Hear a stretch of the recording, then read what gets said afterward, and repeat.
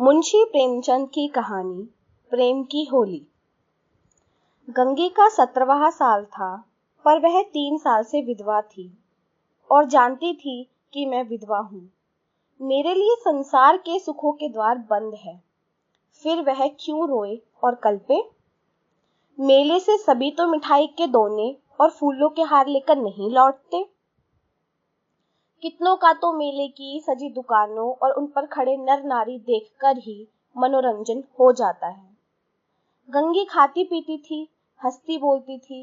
किसी ने उसे मुंह लटकाए अपने भाग्य को रोते नहीं देखा।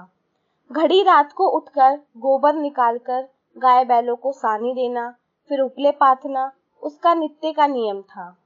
तब वह अपने भैया को गाय दुहाने के लिए जगाती थी, फिर कुएं से पानी लाती, चौके का धंधा शुरू हो जाता। गांव की भावजें गंगी से हंसी करती, पर एक विशेष प्रकार की हंसी छोड़कर। सहेलियां ससुराल से आकर गंगी से सारी कथा कहती, पर एक विशेष प्रसंग बचाकर। सभी उसके वैधव्य का आदर करते।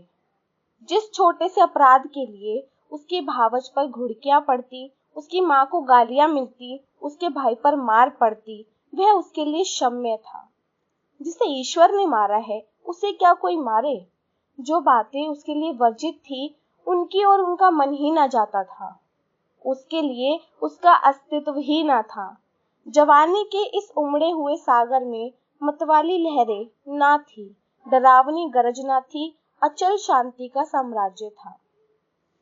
होली आई, सबने गुलाबी साड़ियां पहनी। गंगी की साड़ी ना रंगी गई। माँ ने पूछा, बेटी तेरी साड़ी भी रंग दूं? गंगी ने कहा, नहीं अम्मा, यूं ही रहने दो। भावज ने फाग गाया, वह पकवान बनाती रही, उसे इसी में आनंद था। तीसरे पहर दूसरे गांव के लोग होली खेलने आए। यह लोग भी होली लौटाने जाएंगे। गांवों में यही परस्पर व्यवहार है। मेकू महतो ने भंग बनवा रखी थी। चरस, गांजा, माजूम सब कुछ लाए थे। गंगी ने ही भंग पीसी थी। मीठी अलग बनाई थी, नमकीन अलग। उसका भाई पिलाता था, वह हाथ धुलाती थी। जवान सिर नीचा किए पीकर चले जाते। बूढ़ी गंगी से पूछ लेते, अच्छी तरह हो ना बेटी? या चुहल करते क्यों रे गंगिया? भावज तुझे खाने नहीं देती क्या, जो इतनी दुबली हो गई है? गंगिया हंसकर रह जाती। वह क्या उसके बस की थी? ना जाने क्यों वह मोटी हुई थी। भंग पीने के बाद लोग फाग गाने लगे। गंगिया अपनी चौखट पर खड़ी सुन रही थी। एक जवान ठाकुर गा रहा था। कितना अच्छा स्वर था, कैसा मीठा। गंगिया को बड़ा आनंद आ रहा था। माँ ने कई बार पुकारा, सुन जा। वह ना गई। एक बार गई भी तो जल्दी से लौट आई। उसका ध्यान उसी गाने पर था। न जाने क्या बात उसे खींचे लेती थी, बांधे लेती थी। जवान ठाकुर भी बार बार गंगिया की ओर देखता और मस्त होकर गाता। उसके साथ वालों को आश्चर्य हो रहा था, ठाकुर को यह सिद्धि कहाँ मिल गई। वह लोग विदा हुए तो गंगिया चौखट पर खड़ी थी। जवान ठाकुर ने भी उसकी ओर देखा और चला गया। गंगिया ने अपने बाप से पूछा, कौन गाता था दादा? मेकू ने कहा, कोठार के बुद्धू सिंह का लड़का है, गरीब सिंह। बुद्धू रीति व्यवहार में आते जाते थे। उनके बनने के बाद अब वही लड़का आने जाने लगा है। गंगी, यहाँ तो पहले पहल आया है। मेकू, हाँ, और तो कभी नहीं देखा। मिजाज बिल्कुल बाप का सा है और वैसी ही मीठी बोली। घमंड तो छू नहीं गया। बुद्धू के बखार में अनाज रखने को जगह ना थी, पर चमार को भी देखते तो पहले हाथ उठाते। वही इसका स्वभाव है। गोरू आ रहे थे। गंगी पगहिया लेकर भीतर चली गई। वही स्वर उसके कानों में गूंज रहा था। कई महीने गुजर गए। एक दिन गंगी गोबर पात रही थी। सहसा उसने देखा वही ठाकुर सिर झुकाए द्वार पर से चला जा रहा है।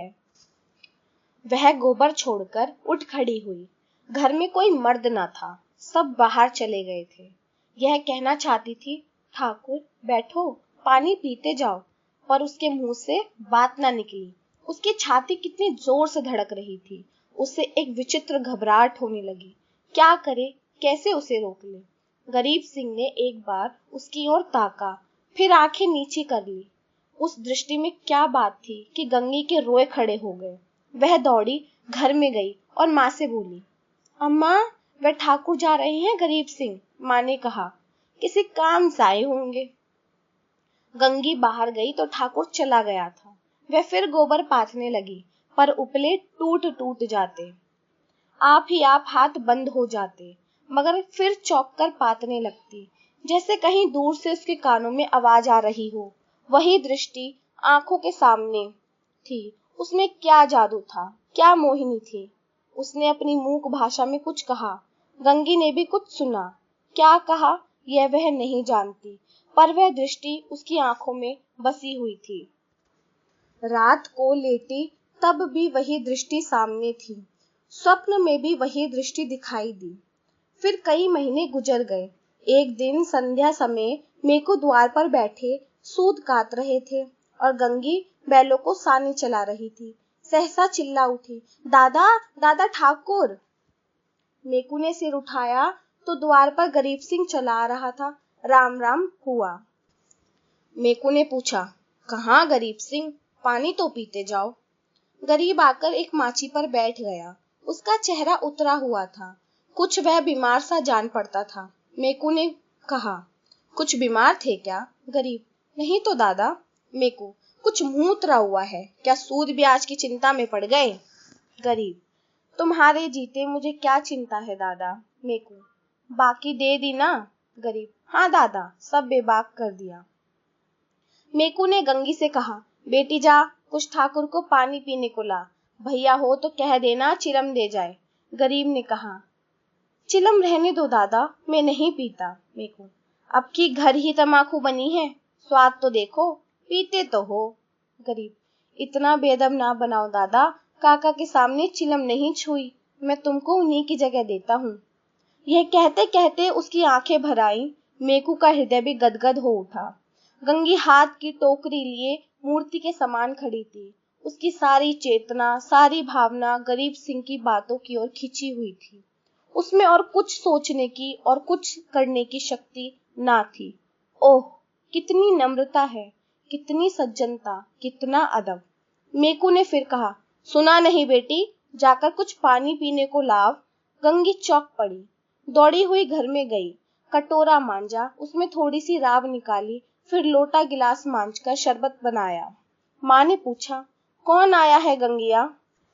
गंगी, वह है ठाकुर गरीब सिंह। दूध तो नहीं है अम्मा, रस में मिला देती। माँ, है क्यों नहीं, हांडी में देख। गंगी ने सारी मलाई उतारकर रस में मिला दी और लोटा गिलास लिए बाहर निकली। ठाकुर ने उसकी ओर देखा। गंगी ने सिर झुका लिया। यह संकोच उसमें कहाँ से आ गया? ठाकुर ने रस लिया और राम राम करके चला गया। मेकू बोला, कितना दुबला हो गया है। गंगी, बीमार है क्या?